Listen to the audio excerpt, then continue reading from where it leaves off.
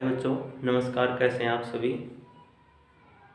आज chapter start हो रहा है 26 मानव तंत्रिका तंत्र, ह्यूमन नर्वस सिस्टम। मानव तंत्रिका तंत्र क्या होता है, पहले परिभाषा देखें। तंत्रिका तंत्र हमारे शरीर की विभिन्न क्रियाएं, प्रतिवर्ती क्रियाएं, जैसे देखना, सोचना, समझना, ये सभी क्रियाएं और इनके मध्य संतुलन और सामंजस्य स्थापित करने के लिए एक तंत्र होता है जिसे हम बोलते हैं तंत्रिका तंत्र। दोबारा सुनिए परिभाषा।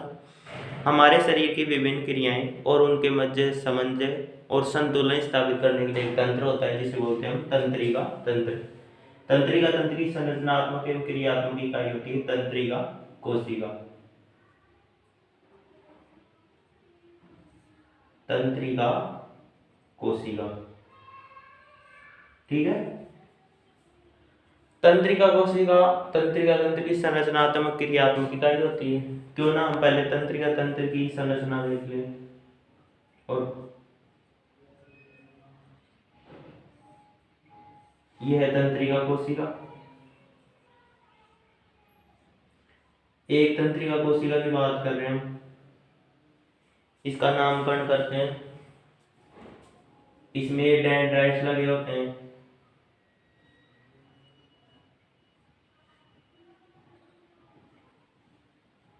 ये हैं डेंड्राइट्स।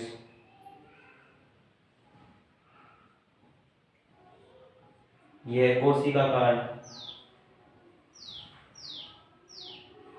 कोशिकाकार। ये इसका न्यूक्लियस, ये तंत्रिकाक्ष, ये सिनेप्टिक की पुट्टिका है।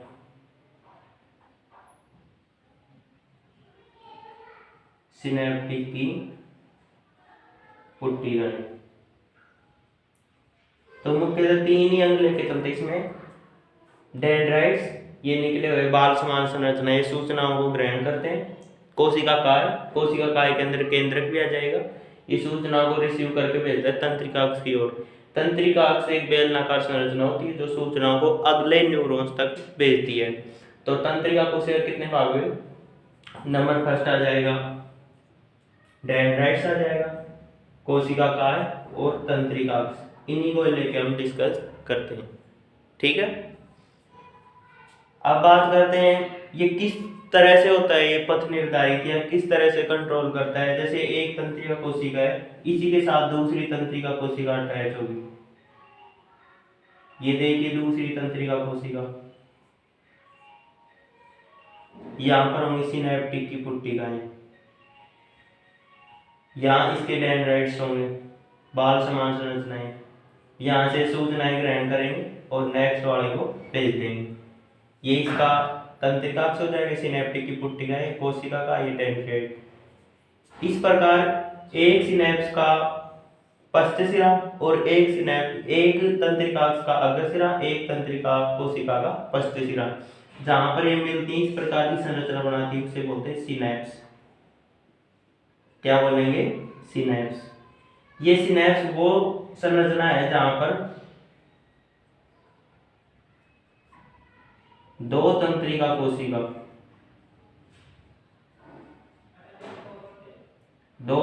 कोशिकाएं मिलकर एक पथ बनाती हैं। इसकी सूचनाएं इसको फिर आगे ऐसे एक पथ और होगा, ये इसके डेंड्राइट्स हो जाएंगे, ये सूचनाएं ग्रहण करेंगे और ये आगे तंत्रिकाक्ष से निकला होगा। इस तरह से ये पथ निर्धारित होता है। तो ये एक तो सूचनाओं को लेकर जाता है, जो सूचनाएं लेकर जाता है उसे बोलते हैं संवेदी तंत्रिका कोशिकाएं।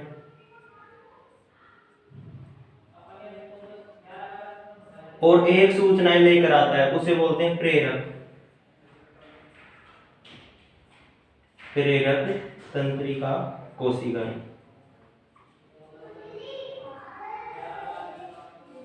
ठीक है। तो ये सूचनाएं कहां लेके जाएंगे? ये सूचनाएं लेके जाएंगे मस्तिष्क के पास। मस्तिष्क व मेरु रज्जु, मस्तिष्क में मेरुरज्जु के पास सूचनाएं लेके जाएंगे, उनसे सूचनाएं लेके आएंगे। इस प्रकार इसे बोल दिया संवेदी तंत्रिका कोशिकाएं और प्रेरक तंत्रिका कोशिकाएं। यहाँ तक आपको कुछ जनरल इंट्रोडक्शन के लिए। हाय स्टूडेंट्स, ये इसका जनरल इंट्रोडक्शन था। अब हम बात करते हैं तंत्रिका तंत्र के कार्य, वर्क्स ऑफ तंत्रिका तंत्र।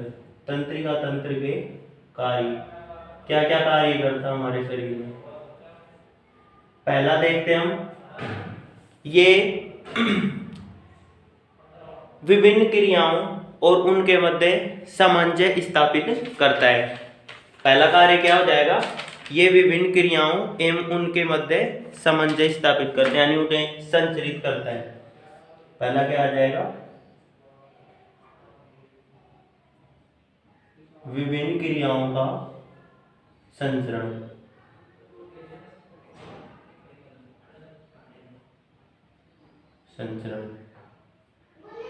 क्लियर। दूसरा आ जाएगा इसका ऐच्छिक क्रियाओं पर कंट्रोल। ऐच्छिक क्रियाओं पर। तीसरा आ जाएगा अनैच्छिक क्रियाओं पर।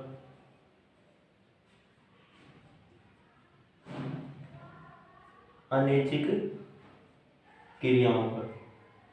अब अपने को ये पता होना चाहिए कि ऐच्छिक क्रियाएं क्या होती हैं और अनैच्छिक क्रियाएं क्या होती हैं। इनके बारे में बताता हूँ। ऐच्छिक क्रियाएं वे क्रियाएं जिसे हम इच्छा से कर सकते हैं। इच्छा से जैसे हाथ पैर को हिला सकते हैं, मुंह को चला सकते हैं, यानी बोल सकते हैं, आई को टिमटिमा सकते हैं। तो ऐच्छिक क्रियाएं क्या हो गई, हाथ पैरों की गतियां, हाथ पैरों की गतियां, और हो जाएंगी आंखों की मूवमेंट्स। ठीक है, ये हो जाएंगी ऐच्छिक गतियां। अनैच्छिक गतियां वे गतियां जिस पर हम अपनी इच्छा से कंट्रोल नहीं कर सकते, जैसे हार्ट बीट हो गया, श्वसन हो गया, उत्सर्जन हो गया, हमारे शरीर में जो फूड एब्जॉर्ब हो रहा है, पच रहा है, वो सारी प्रक्रियाएं किसके अंदर आ जाएंगी, अनैच्छिक क्रियाओं के अंदर। तो इन पर भी कंट्रोल कौन करता है, तंत्रिका तंत्र। नंबर 1 लास्ट कार्य बचता है, ये वातावरण, बाह्य वातावरण में, ये बाह्य वातावरण में सूचनाओं को, वातावरण में सूचनाएं हम देखते हैं और उनके प्रति अनुक्रिया करते हैं। तो वातावरण में सूचनाओं को देखना व करना, तो ये सारी प्रक्रियाएं किसके अंदर आ जाएंगी, तंत्रिका तंत्र के अंदर। ऐच्छिक अनैच्छिक याद रख लेना, उसके उदाहरण याद रख लेना, कौन से आ जाएंगे ऐच्छिक क्रियाओं में, कौन से अनैच्छिक में, कौन से। विभिन्न क्रियाएं और वातावरण से सूचनाएं देखते हैं, हम उन सूचनाओं को देख के उनकी प्रतिक्रिया करते हैं। तो ये इसके कार्य हो जाएंगे। अब हम इसके बाद में डिस्कस करते हैं।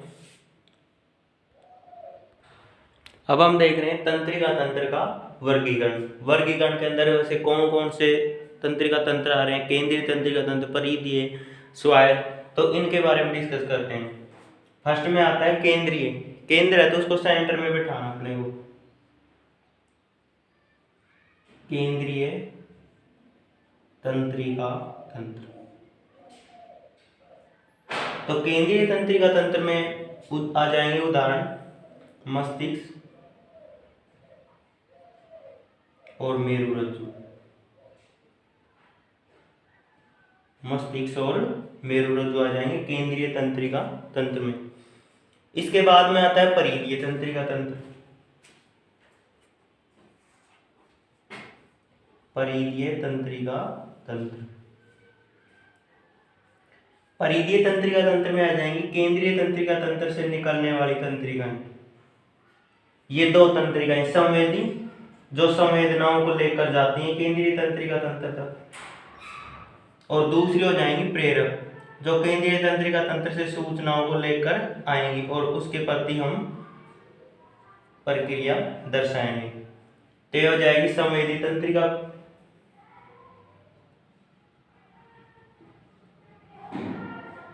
संवेदी तंत्रिका, और इधर हो जाएंगी प्रेरक तंत्रिका या चालक, प्रेरक या चालक तंत्रिकाएं। अब ये प्रेरक या चालक तंत्रिकाएं जहां पर जाकर काम करवाती हैं, यानी प्रत्येक अंग के पास जाकर वहां पर काम करवाती हैं। अब इन्हें डिवाइड करेंगे प्रेरक तंत्रिकाओं को 2 पार्ट्स में। पहला आता है कायिक तंत्रिका, कायिक तंत्रिका तंत्र। दूसरा है स्वायत्त तंत्रिका तंत्र,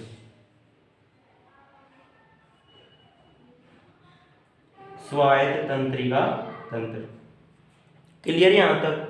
स्वायत्त तंत्रिका तंत्र को 2 पार्ट्स में डिवाइड कर दिया, अनुकंपी और परानुकंपी, अनुकंपी और परानुकंपी तंत्रिका तंत्र। सिंपैथिक, पैरासिम्पैथिक, ऑटोनॉमिक, सोमैटिक, और ये सेंट्रल और ये पेरिफेरल तंत्रिका तंत्र आ जाएंगे। विद डायग्राम देखिए अब आप इसे।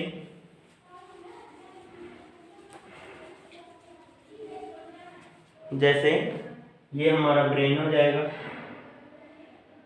और ब्रेन से निकल रही है मेरुरज्जु, ये मस्तिष्क और ये मेरुरज्जु। ठीक है, इसको हमने माना है केंद्रीय तंत्रिका तंत्र, केंद्रीय तंत्रिका तंत्र मस्तिष्क और मेरुरज्जु। इससे जो तंत्रिकाएं निकलेंगी, ये निकल रही तंत्रिकाएं हाथ पैर को, मुंह को, होठ को, जबड़े को, निचले पैरों को, ऐसे जाती है तंत्रिकाएं। तो ये जो तंत्रिकाएं निकल रही हैं, ये तंत्रिकाएं, ये भी, इन्हें बोल दिया हमने परिधीय तंत्रिका तंत्र, परिधीय तंत्रिका तंत्र। बात आ जाए परिधीय तंत्रिका तंत्र किसे बोलेंगे? केंद्रीय तंत्रिका तंत्र से निकलने वाली तंत्रिकाओं को परिधीय तंत्रिका तंत्र बोलते हैं। ठीक है, अब परिधीय तंत्रिका तंत्र से निकलने वाली तंत्रिकाएं 2 प्रकार की होती है। संवेदी, ये सूचनाओं को लेके जाएंगी, संवेदनाओं या सूचनाओं को लेके जाएंगी। और दूसरी है प्रेरक, ये सूचनाओं को लेकर आएंगे, उसके प्रति काम करवाएंगे। कायिक तंत्रिका तंत्र, कायिक तंत्रिका तंत्र के अंदर वो आएगी जैसे हम इच्छा से ऐच्छिक गतियां करवा सकते हैं, हाथ पैरों को हिला सकते हैं, मुंह की आएगी, तो ये क्या हो जाएंगी? कायिक तंत्रिका। वैसे स्केलेटल मसल से रिलेटेड होता है, इसे बोलते हैं सोमैटिक तंत्रिका तंत्र। स्वायत्त तंत्रिका तंत्र में आ गई अनुकंपी और परानुकंपी, इसमें ऐच्छिक और अनैच्छिक गतियां आ जाएंगी। ठीक है, तो इस चैप्टर में हमें डिस्कस करना है केंद्रीय तंत्रिका तंत्र, मस्तिष्क और मेरुरज्जु के बारे में अच्छी तरीके से डिस्कस करेंगे, परिधीय तंत्रिका तंत्र, संवेदी तंत्रिका कोशिका और प्रेरक तंत्रिका कोशिकाएं क्या होती हैं इनके बारे में, और स्वायत्त तंत्रिका तंत्र। बस इतने ही डिस्कस करेंगे, इसके बारे में डिस्कस नहीं कर रहे हैं इस चैप्टर में, नहीं बता रखा। तो 3 के बारे में हम डिस्कस करेंगे। ये इसका वर्गीकरण था, दोबारा से देख लो। केंद्रीय तंत्रिका तंत्र में मस्तिष्क और मेरुरज्जु, इनसे निकलने वाली तंत्रिकाएं आ जाएंगी परिधीय तंत्रिका तंत्र में। परिधीय तंत्रिका तंत्र में 2 प्रकार की तंत्रिकाएं, संवेदी और प्रेरक या मोटर। प्रेरक या मोटर को स्वायत्त तंत्रिका तंत्र कब बनता है? जब प्रेरक या मोटर से निकलने वाली तंत्रिकाएं या जो काम होता है वो, और एक कायिक तंत्रिका तंत्र। अब हम 1 बाय 1 डिस्कस करेंगे। फर्स्ट में हम डिस्कस करते हैं केंद्रीय तंत्रिका तंत्र में मस्तिष्क। ठीक है,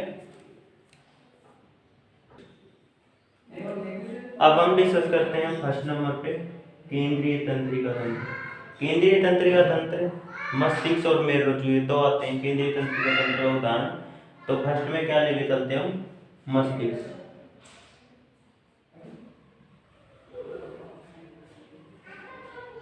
तो मस्तिष्क कहाँ क्या सेट होता है, इसके कितने पार्ट होते हैं, क्या क्या पाया जाता है इसके अंदर, कैसे इसको न्यूट्रिशन मिलता है, कैसे वर्क करता है, ये सारी प्रक्रियाएं हम पढ़ेंगे इसमें। तो मस्तिष्क, हमारा मस्तिष्क, ये तो हो गया हमारा मस्तिष्क। देखिए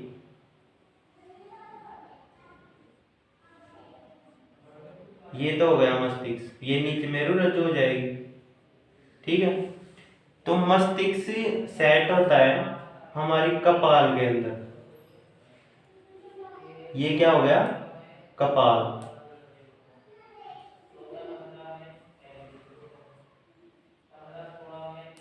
ये क्या हो गया? कपाल। यहां पर मस्तिष्क सेट होते हैं इस कपाली के अंदर, ठीक है। ये क्या हो गया? कपाल। जो एक दृढ़ इलास्टिक और रेशे तंतुओं का बना होता है, इसको रक्षा कवच का काम करता है ये कपाल, ये खोपड़ी, ये कपाली, ठीक है। इतनी बात के लिए भी मस्तिष्क कहाँ सेट होता है? कपाल के अंदर। अब इसका पार्ट में पार्ट पाए जा रहे हैं, इसको 3 पार्ट्स में डिवाइड कर दिया। पहला है दृढ़तानिका, दूसरा है जालतानिका और तीसरा है मृदुतानिका। मृदुतानिका। इतनी बात क्लियर? दृढ़तानिका, ये दृढ़ भाग है, ये होता है दृढ़तानिका। यहां से यहां तक का होता है दृढ़तानिका। इसके अंदर होता है जालतानिका और ये होता है मृदुतानिका। ये क्या है? मृदुतानिका। इतनी बात क्लियर? इतना समझने से पहले आप 2 चीज समझिए। एक रेशे होते हैं, रेशे होते हैं 2 टाइप के होते हैं। एक तो होते हैं इलास्टिक और दूसरे होते हैं फाइबर्स। 2 प्रकार के रेशे, पहला है इलास्टिक और दूसरा है फाइबर। इलास्टिक होते हैं, लचीले होते तो दोनों धागे हैं रेशे, और फाइबर्स ये एकदम सेट होते हैं, पैक्स। जैसे कैल्शियम कार्बोनेट, पीओपी, प्लास्टर, ये पैक होता है ना, वैसे पैक होते हैं रेशे के रूप में, ऐसे दृढ़ होते हैं यानी, ठीक है। तो ये तो हो गया फाइबर्स, ये हो गया इलास्टिक। दृढ़तानिका, ये सबसे दृढ़ आवरण बनाना है अपने को, बाहरी आघातों से रक्षा करनी है। तो दृढ़तानिका में क्या क्या होंगे? फाइबर्स होंगे। क्या होंगे? फाइबर्स।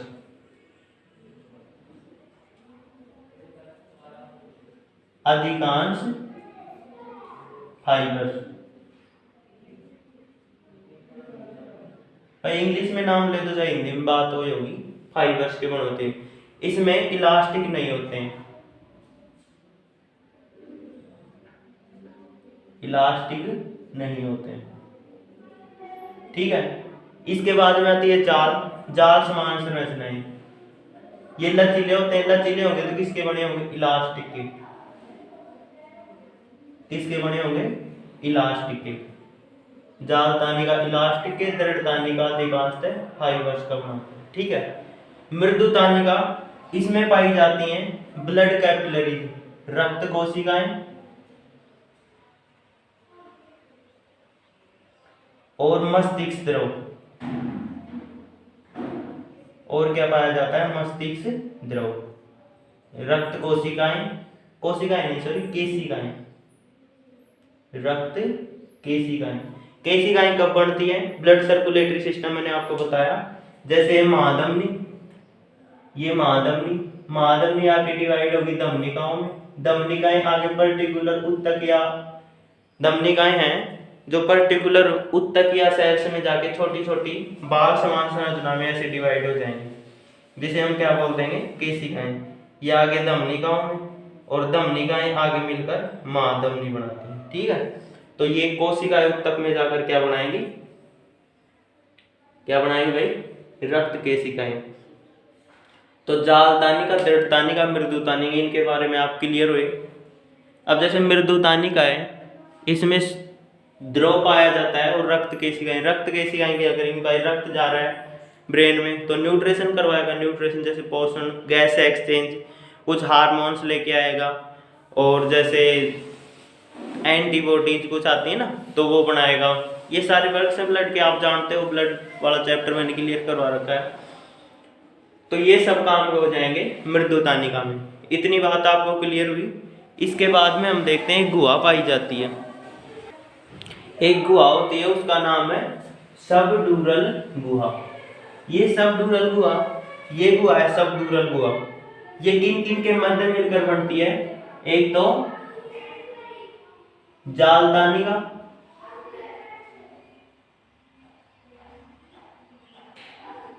और दूसरा मृदुतानी का। जालतानी का और मृदुतानी का, इन दोनों के मध्य में, इन दोनों के मध्य में एक गुहा, इसमें द्रव पाया जाता है। इस द्रव को हम बोलते हैं मस्तिष्क द्रव। मस्तिष्क द्रव। और इस गुहा का नाम क्या हो गया? सबड्यूरल गुहा। इस मस्तिष्क द्रव में पोषण के लिए कुछ सब्सटेंस होते हैं, जैसे ब्लड कैपिलरीज इनमें आगे खुल रही हैं, तो इसमें क्या क्या प्रक्रिया होगी?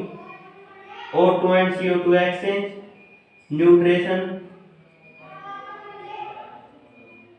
और हो जाएगा जैसे हार्मोन समन,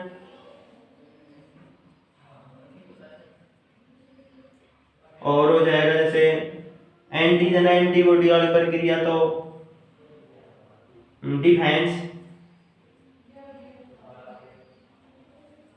यानी उनसे बचाएंगे हमें। तो ये प्रोसेस होती है मस्तिष्क द्रव के अंदर। तो इस सबड्यूरल गुहा में क्या पाया गया? मस्तिष्क द्रव। इसका दूसरा नाम क्या दे रखा? मस्तिष्क मेरु द्रव। बुक के अकॉर्डिंग दे रहा है मस्तिष्क मेरु द्रव। बुक के अकॉर्डिंग करना है, बुक में पढ़ाता हूँ, ध्यान नहीं था स्टूडेंट्स।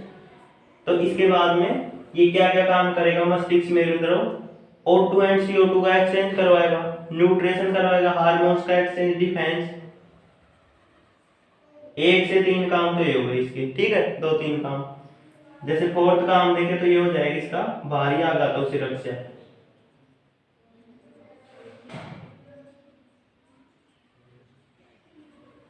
बाहरी आघातों से रक्षा, यानी ब्रेन को जो बाहरी आघात लगते हैं, चोट लग जाए तो उनसे रक्षा करता है। और इसका लास्ट वर्क हो जाएगा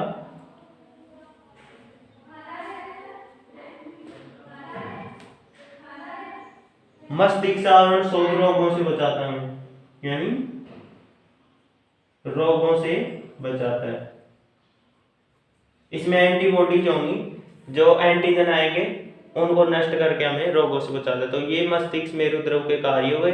ये आगे से पीछे की तरफ या पीछे से आगे की तरफ ये बहता रहता है, कंटिन्यू गति करता रहता है। पीछे से आगे की ओर, यानी इधर बहता है, पीछे से आगे की ओर, फिर ये रिटर्न करता रहता है, पीछे से आगे की ओर बहता रहता है। इसमें पाए जाते हैं मस्तिष्क मेरु द्रव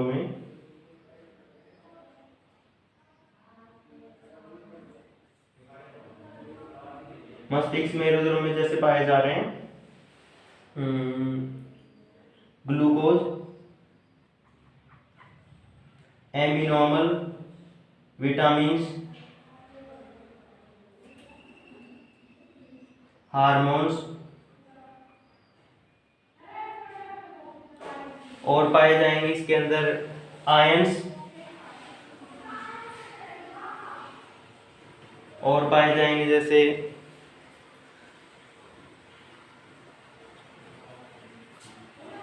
सोडियम, पोटेशियम, कैल्शियम, मैग्नीशियम इत्यादि आयंस होंगे इसके अंदर। ये मस्तिष्क मेरु द्रव के अंदर पाया जाता है। ये मैटर, ये इसके वर्क हो गए। ये इनके मध्य पाया जाता है मस्तिष्क द्रव, जालतानी का और दृढ़तानी का और जालतानी का।